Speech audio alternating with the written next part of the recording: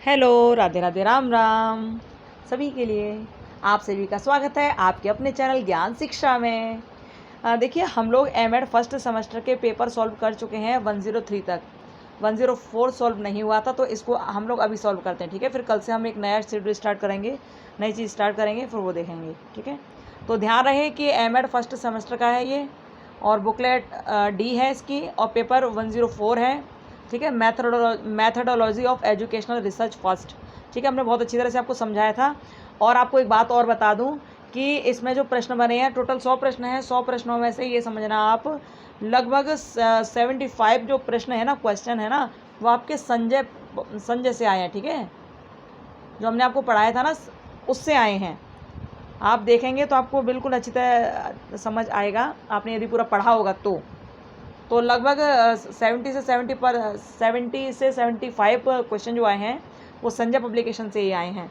संजय की जो बुक हमने आपको पढ़ाई थी उसी से आए हैं। ठीक है, तो चलिए हम इसका आंसर कर लेते हैं। और अच्छा, एक बात और बता दूं, एक दो क्वेश्चन के आंसर आपको सटीक नहीं लगेंगे जहाँ तक है, तो आप कमेंट बॉक्स में कमेंट कर देना। ठीक है, अच्छा, ये नहीं कहना है आपको कि इतने क्वेश्चन गलत हैं, 2 गलत हैं कि 4 गलत हैं कि 20 गलत हैं, ये नहीं कहना है आपको कि बहुत सारे गलत हैं, ये नहीं कहना है। जो आपको गलत लगे उन क्वेश्चन के नंबर आप कमेंट बॉक्स में लिख देना कि मैम ये वाला क्वेश्चन में मुझे डाउट है, या ये वाला क्वेश्चन आपका गलत है। आप ऐसा लिख कर भेजना जिससे कि उस क्वेश्चन को दोबारा चेक किया जा सके। ये विशेष ध्यान रखना। ठीक है, गलत है तो आप निश्चित बताना, ज़रूर बताना, ताकि आगे चल के गलती ना हो, उससे सही किया जा सके। ओके, ध्यान रखना विशेष रूप से।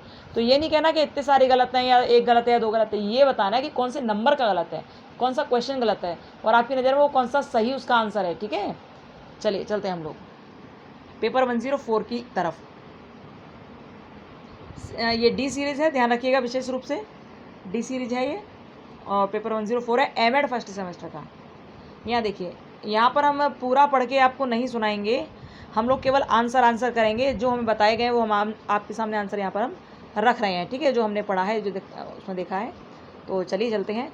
जो पहला प्रश्न है, किसने कहा? एक समाधान योग्य समस्या वह है जिसमें प्रश्न किया गया होता है जिसका व्यक्ति की सामान्य क्षमताओं के द्वारा उत्तर प्राप्त किया जा सकता है। तो ये FJ मैकग्यूगन ने कहा था। ठीक है, आंसर होगा इसका बी। किसी भी प्रश्न में कोई शंका हो तो कमेंट बॉक्स में कमेंट ज़रूर करना, ज़रूर। ठीक है, सेकंड का आंसर होगा गुड डे एंड हट। ठीक है, ये थर्ड वाला जो प्रश्न है, इसका आंसर हमको क्लियरली नहीं पता है। इसका आंसर हमको क्लियरली नहीं पता है, इसलिए किसी को तुक्का लगाने से कोई मतलब नहीं बनता है। ठीक है, तो इन दोनों के आंसर आपने देख लिए, इसका फर्स्ट होगा और इसका सेकंड वाला होगा। थर्ड वाले का आंसर नहीं है क्लियर। ठीक है, चलिए आगे चलते हैं हम लोग। यदि आपको पता हो इसका आंसर क्लियरली तो बोल देना क्या है। तीसरा प्रश्न, चौथा प्रश्न देखिए, किसने परिभाषा दी? किसी वस्तु, चीज़ या प्राणी के मापने योग्य गुण को चर कहा जाता है। तो ये डी एमेटो, इसका आंसर बी होगा। और फाउंडेशन ऑफ बिहेवियर रिसर्च, ये किसने कही? ये पुस्तक बताई कर्लिंगर ने। ठीक है, छठवां देखिए, निम्न में कौन सा क्रियात्मक अनुसंधान का प्रकार नहीं है? तो एम्पेरिकल जो होता है, मूलभूत मौलिक जो होता है, वो नहीं है। ठीक है, बाकी सब हैं। चलिए आगे चलते हैं हम लोग।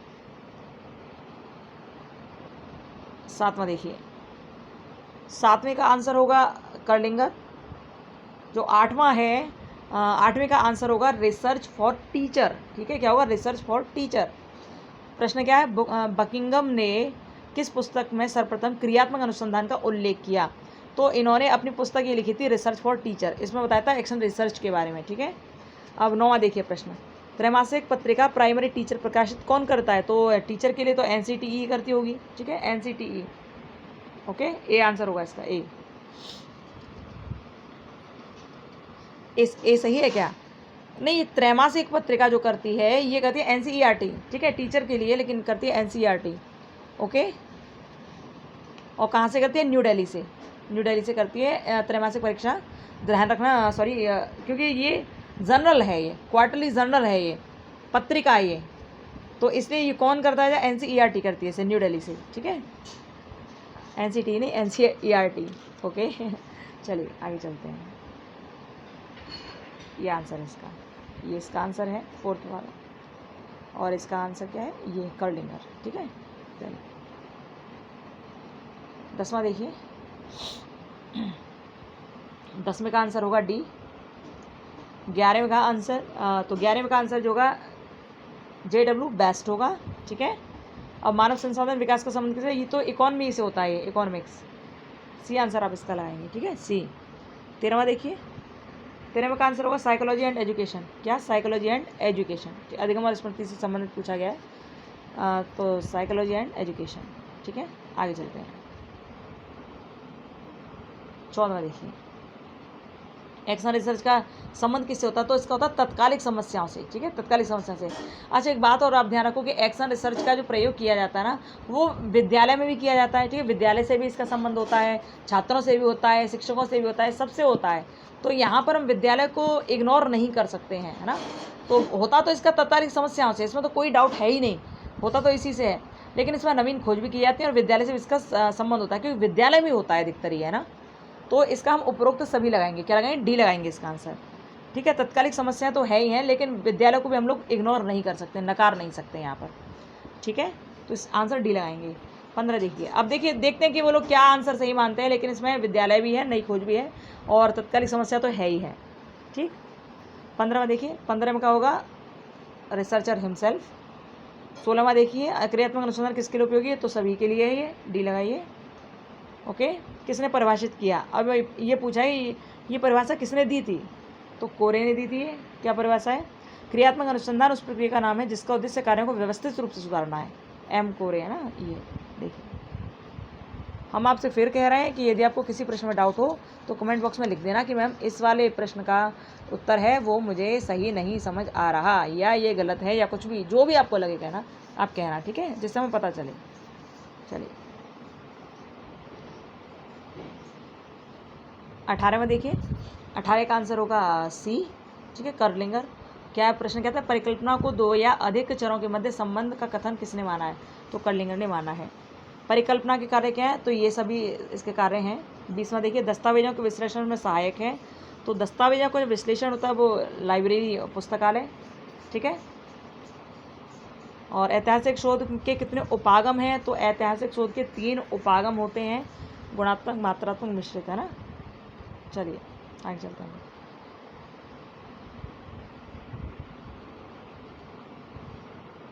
वैसे पेपर तो क्लियर ही नज़र आ रहा होगा ना आपको। 22वां देखिए, ऐतिहासिक शोध के मूल स्रोत कितने प्रकार के हो सकते हैं? मूल स्रोत की बात कर रहे हैं ये, तो मूल स्रोत होते हैं 3, ठीक है। 23वां देखिए, अच्छी उपकल्पना की विशेषता नहीं है, तो ये क्रिएटिविटी नहीं मानी गई है, ठीक है, बाकी सब सही है। परिकल्पना के स्रोत हैं, कौन से स्रोत हैं? तो ये भी, इसमें भी सभी हैं। प्रश्नावली के प्रकार, प्रश्नावली सभी प्रकार की होती है, क्लोज भी होती है, स्ट्रक्चर्ड भी, अनस्ट्रक्चर्ड भी होती है, स्प्रेड भी होती है, ठीक है, ऑल ऑफ एबव, ओके। आगे देखते हैं। 26वां देखिए, 26 का आंसर होगा क्वेश्चनायर, ओके। अशिक्षित लोगों से प्रदत्त एकत्र करने के लिए प्रयोग नहीं किया जा सकता, तो प्रश्नावली का नहीं किया जा सकता। 27 का देखिए, योगा गैरेट ने कही थी ये बात। शैक्षणिक अनुसंधान को विभाजित किया गया है, तो 3 पार्ट्स में, ठीक है, 3 भागों में। अनुसंधान का मुख्य कार्य है समस्याओं को हल करना, नए तथ्यों की खोज करना, तो इसमें आंसर सी होगा, ओके। आंसर लगाते आइएगा, फिर कमेंट बॉक्स में बताना आपके कितने सही हैं। 30वां प्रश्न देखिए, 30वें का आंसर लगेगा ए। क्या कहा था इसमें? मूलभूत अनुसंधान का मुख्य उद्देश्य नई प्ररचनाओं का निर्माण करना है। किसने कहा था? एंड्रियोस बीसी ने। एक अच्छी परिकल्पना में कौन सा गुण प्रमुखता से होता है? तो ये सारी चीज़ इसमें एकदम सही है, तो आप डी लगा सकते हैं इसका आंसर। किसने कहा कि नवीन ज्ञान की प्राप्ति के लिए व्यवस्थित प्रयासी अनुसंधान है? किसने कहा था? ये रेडमैन और मोरी ने, ठीक है। अब ये परिकल्पना एक समस्या का प्रस्तावित उत्तर है, बहुत ज़्यादा फेमस है, कुछ ज़्यादा ही आवश्यकता से अधिक, टाउनसेंड, ओके। आंसर लगाइए, फिर हम लोग आगे और बढ़ते हैं। पूरे 100 क्वेश्चन करने हैं हम लोगों को, ठीक है। इसमें देखिए आंसर, ये आंसर जल्दी जल्दी करें। इसका आंसर आप लगाइए ए, ठीक है।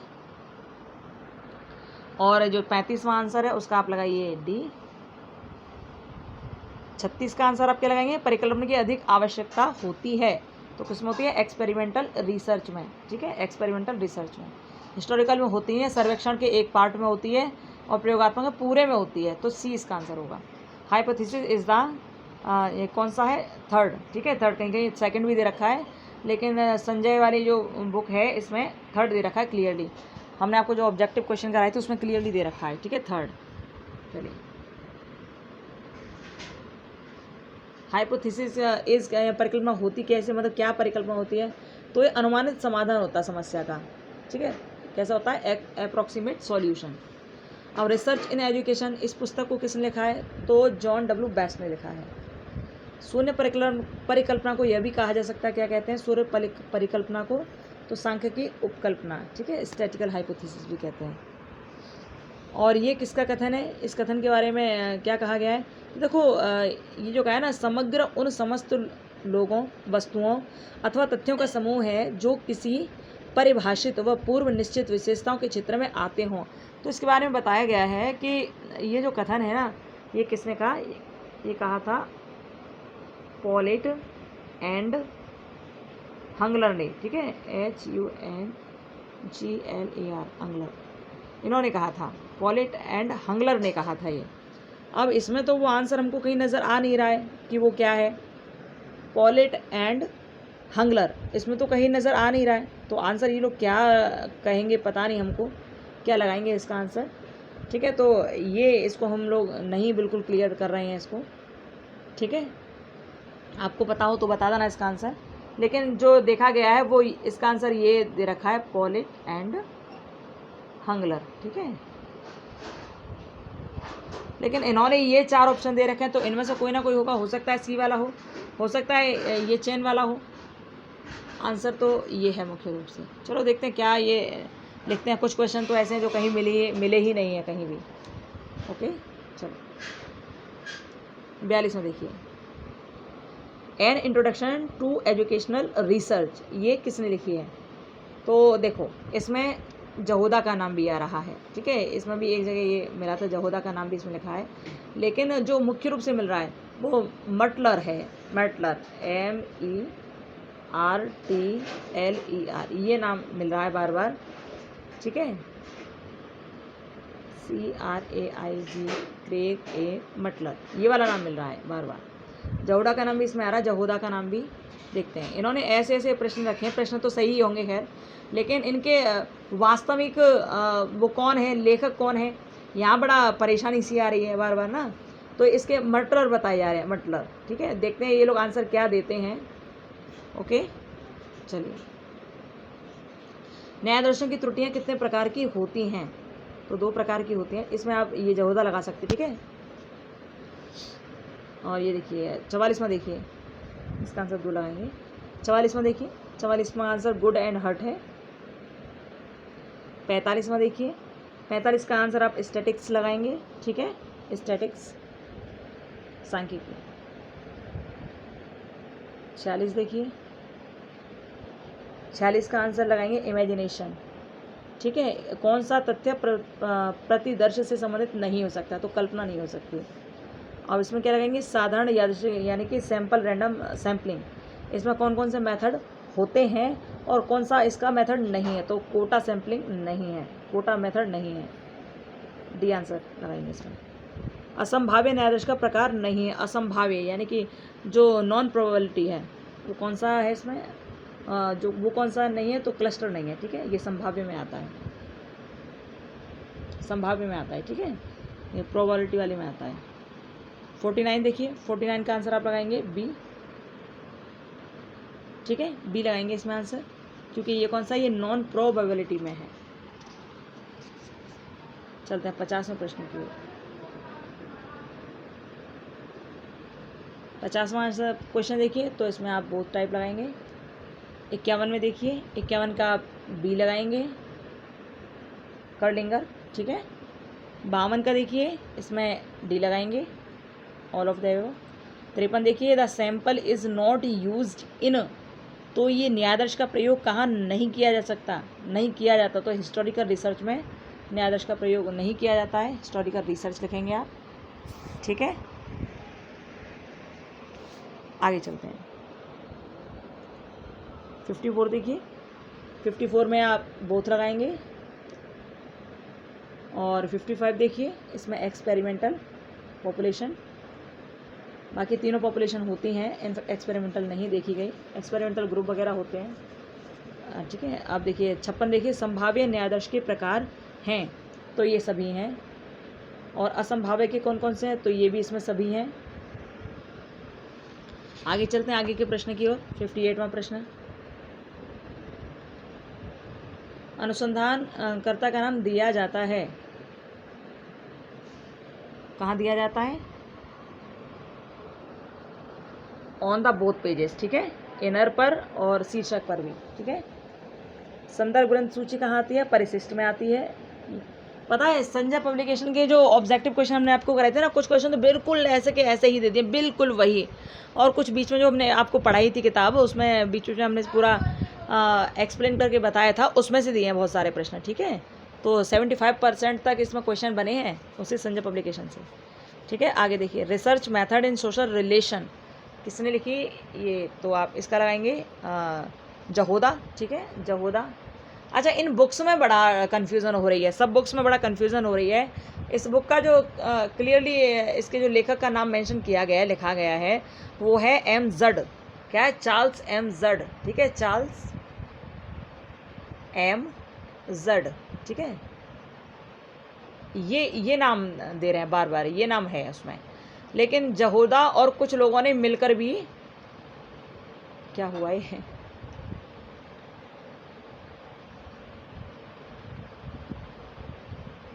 जहोदा और कुछ लोगों ने मिलकर भी इस पुस्तक को लिखा था, ठीक है, ये भी है। लेकिन इसका जो क्लियरली नाम दे रखा है वो एम जड दे रखा है, एम जड, ठीक है। इसका आंसर आप सी लगा लीजिए इसमें। 61 देखिए, साक्षात्कार एक उद्देश्यपूर्ण वार्तालाप है, तो ये किसने कहा था? ये जॉन डार्ले, ठीक है, इसने कहा, जॉन जी डार्ले, ओके। 62 देखिए,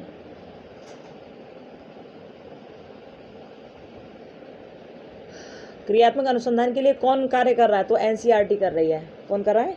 एनसीईआरटी। 63 देखिए, इसमें लिखेंगे आप सीमांकन करना, शोध समस्या की व्यवहारिकता के लिए आवश्यक क्या है? सीमांकन करना, ठीक है। शोध प्रक्रिया आधारित होती है, किस पर आधारित है? इन सभी पर। साहित्य समीक्षा के स्रोत कौन कौन से हैं? तो ये सभी हैं, साहित्य की समीक्षा के सारे ये सभी स्रोत हैं। 66 की ओर चलते हैं। 66 देखिए, इसमें जिससे दो चरों के संबंध ज्ञात किया जा सके, ये कहा था कर्लिंगर ने, ठीक है। पूरा पढ़ लेना आप लोग, क्या है ये तो आंसर लगाते हैं ना, कर्लिंगर ने कहा था ये। रिसर्च एंड थीसिस राइटिंग, ये किसने लिखी? अल्मैक ने लिखी। किसने लिखी? जेएल अल्मैक ने, ठीक है। साहित्य समीक्षा में किसका उपयोग किया जाने लगा है? तो भाई इंटरनेट का किया जाने लगा है, कैलकुलेटर का तो नहीं है उसमें दिखा, इंटरनेट का किया जाने लगा है, ओके। हम अपनी तरफ से प्रयास ये कर रहे हैं कि आपको पूरा सही मिले, अधिक से अधिक सही मिले, लेकिन एक दो क्वेश्चन ऐसे हैं जिनमें बहुत कन्फ्यूज़न है, ओके। तो आप देखना, यदि आपको पता हो, जैसे हमने आपको बताया कि उसका नाम क्लियरली नहीं है, तो आप देखना यदि आपको बिल्कुल क्लियर पता चला हो तो, ठीक, कमेंट बॉक्स में आप लिख देना उसे, या किसी प्रश्न में आपको डाउट लग रहा है वो उसे कमेंट बॉक्स में आप लिख देना कि इस नंबर का प्रश्न गलत है या उसमें कुछ डाउट है, ये सब लिख देना, ठीक है, जिससे पता रहे और बच्चों के पास जो दोबारा पहुंचाया जाए तो सही पहुंचाया जाए, ओके। यहाँ पर आपके सामने आंसर की आती है, वो अच्छी फैकल्टी के द्वारा आंसर्स रखे जाते हैं, सॉल्व किया जाता है इस पेपर को, तब आपके सामने रखे जाते हैं, ओके, ध्यान रखना। चलिए, समस्या समाधान के लिए प्रस्तावित प्रश्न है, किसने कहा? टाउनसेंड ने कहा था, टाउनसेंड। उत्तर प्रश्न दोनों इन्होंने कहा, ठीक है। आगे देखिए, साहित्य समीक्षा का प्रथम सोपान है, तो इसमें संदर्भ सूची तैयार करना। 72वां प्रश्न देखिए, 72वें प्रश्न का आप लगाइए टाउनसेंड, ठीक है, टाउनसेंड लगाएंगे आप इसका आंसर। और आगे चलते हैं हम लोग 73वें प्रश्न की ओर। 73वां प्रश्न जो है ना, देखिए इसमें किसने कहा? आश्रित चर वह कारक होता है जो उपयोगकर्ता द्वारा स्वतंत्र चर के दिए जाने, हटाने तो परिवर्तित किए जाने पर तदनुसार प्रकट, लुप्त अथवा परिवर्तित होता है। तो इसके बारे में संजय की जो हमने आपको पुस्तक पढ़ाई थी उसमें बिल्कुल क्लियरली लिखा हुआ है, उसमें नाम लिखा हुआ है हाउनलैंड, हाउनलैंड, क्लियर नाम लिखा है इस परिभाषा के स्टार्टिंग में कि ये परिभाषा इनकी है, हाउनलैंड की। लेकिन इसमें देखो तो हाउनलैंड कहीं नज़र ही नहीं आता, कहीं नज़र ही नहीं आ रहा कि हाउनलैंड क्या है, तो हाउनलैंड किसका नाम है ये नहीं क्लियरली बताया, तो इसका होगा टाउनसेंड, हो सकता है टाउन सेंड की जगह उसने हाउनलैंड लिख दिया हो सकता है, ठीक है, तो हम इसे कह सकते हैं। तो हाउनलैंड दे रखा है उसमें, तो इसमें संजय पब्लिकेशन वाले में बिल्कुल क्लियरली मेंशन है। ओके, तो आप इसका टाउन सेंड लगा दीजिए, वैसे आंसर तो यह है हाउनलैंड। 74 देखिए, the first step of any research process. तो सबसे पहले क्या होता है, समस्या का चयन करते हैं हम लोग, है ना, सिलेक्शन ऑफ अ प्रॉब्लम। 75 देखिए, 75 का आंसर होगा बी, क्वेश्चनायर जो होती है वो, ठीक है। खूब उपयोगी भी है और इसकी निंदा भी खूब होती है, तो क्या है, क्वेश्चनायर। अब ये देखिए 76, कक्षा में छात्रों की संख्या उदाहरण है। तो किसका उदाहरण है ये, छात्रों की संख्या, ये 77 का उदाहरण है। 77 देखिए, 77 का टाइप 1 एरर होगा। ओके, क्रियात्मक अनुसंधान 1926 में आया था। और यहाँ दे रखा है, निम्नलिखित में से कौन सी प्रतिदर्शन विधि से एक अच्छा प्रतिदर्श प्राप्त नहीं होता है। किससे प्राप्त नहीं होता है, तो यहाँ लिखेंगे आप कोटा सैम्पलिंग से, ठीक है, क्या लिखेंगे, कोटा सैम्पलिंग। ओके, आगे चलते हैं। 80वां देखिए,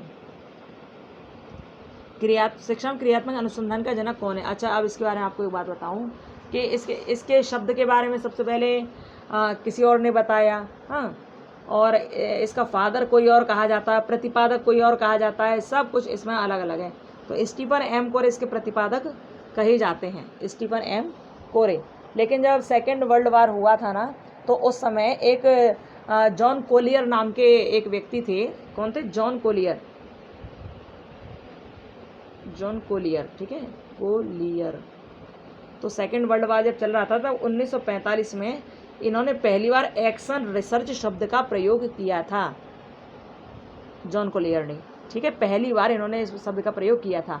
फिर इसी शब्द का प्रयोग 1946 में कुर्ट लेविन ने किया था। किसने किया था, कुर्ट लेविन, जो आप पहला नाम देख रहे हो ना, इन्होंने 1946 में इसी शब्द का प्रयोग सबसे पहले किया था जॉन कोलियर ने 1945 में द्वितीय विश्व युद्ध के समय, और 1946 में किया था कुर्ट लेविन ने, ठीक है। लेकिन इसके बारे में जो पुस्तक में लिखा, बकिंघम ने लिखा, और इसका जो प्रतिनिधि कहे जाते हैं, इसके जो निर्माणकर्ता कहे जाते हैं, वो स्टीफन कहे जाते हैं, ठीक है, जॉर्ज स्टीफन कहे जाते हैं। आप स्टीफन लगेंगे, एम स्टीफन वगैरह जो है।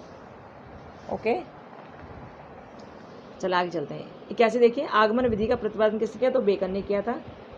अच्छा, निगमन विधि का प्रतिपादन किसने किया था, वो आप हमें कमेंट बॉक्स में बताना, देखते हैं किसको पता है किसको नहीं पता। डिज़ाइन ऑफ एजुकेशन रिसर्च, ये किसने लिखी, एकलॉफ, ठीक है, एकॉफ ने लिखी, एकॉफ ने लिखी थी। चलो आगे देखते हैं। 83 देखिए,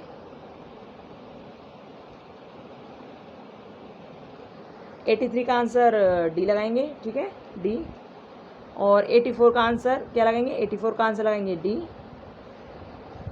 85 का आंसर सी, ठीक है।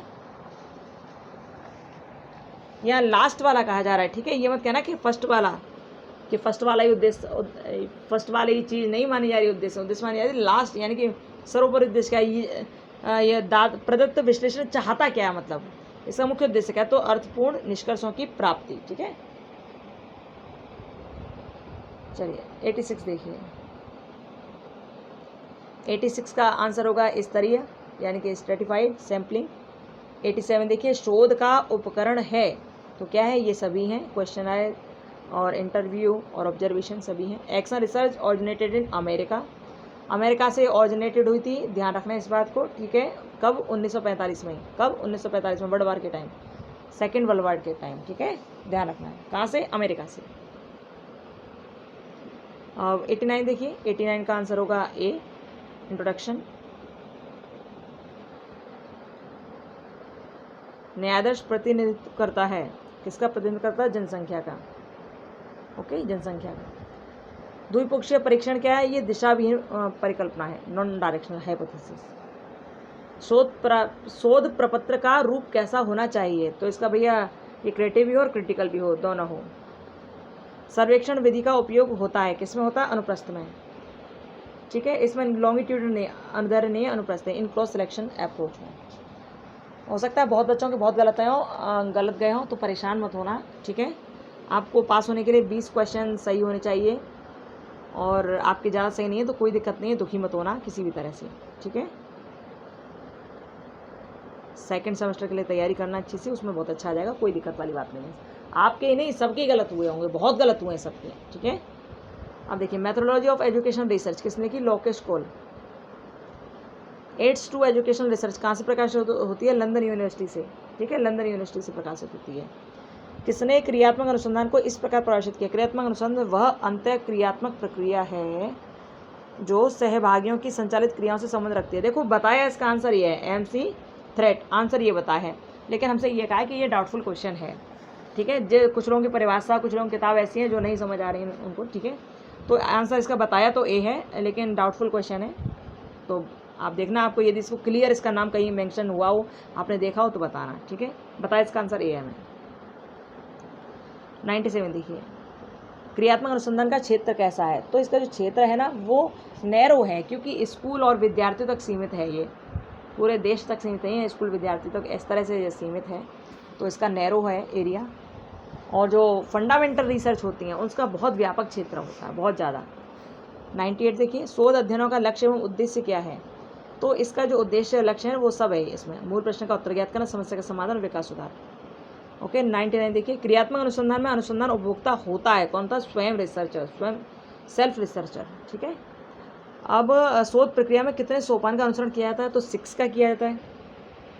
तो वो इस तरह आपके पूरे 100 प्रश्न हो गए। 100 प्रश्नों में से 3-4 प्रश्न ऐसे हैं जिनका क्लियर आंसर नहीं यहाँ पर मिला है, कि उसमें डाउटफुल क्वेश्चन रहे हैं, ठीक है। तो इनका आंसर यदि आपको लगता है कहीं 1-2 क्वेश्चन जो रह गए हैं, 1-2 का 3-4 हैं इसमें, जो भी आपको लगता है आपको मिला हो इसका आंसर कहीं, तो आप कमेंट बॉक्स में कमेंट कर देना। या आपको इनमें से जितने प्रश्नों के उत्तर बताए हैं किसी में भी डाउट हो तो आप कमेंट बॉक्स में लिखना उस प्रश्न का नंबर, कि ये प्रश्न हाँ हमें समझ नहीं आया है, या फिर इस प्रश्न का उत्तर गलत है, कुछ भी जो भी आपको लग रहा हो आप लिख ज़रूर देना उसको, है ना। ये मत कहना कि बहुत गलत है या 2 गलत हैं 1 गलत है, ये नहीं लिखना है। आपको ये लिखना है कि उस नंबर का वो प्रश्न गलत है या उत्तर गलत है, ठीक है। चलिए, और कोई बात कहनी हो सुननी हो तो कमेंट बॉक्स में कमेंट कर देना। बहुत बच्चों का पेपर में बहुत गलत हुआ है तो टेंशन लेने का नहीं, बिल्कुल टेंशन मत लेना। 20 प्रश्न आपके सही होंगे तो आप तो भी पास हैं, ठीक है। परेशान नहीं होना, खुश रहिए, अपना ध्यान रखिए और मस्त रहिए। और कोई बात हो तो कमेंट बॉक्स में कमेंट करना।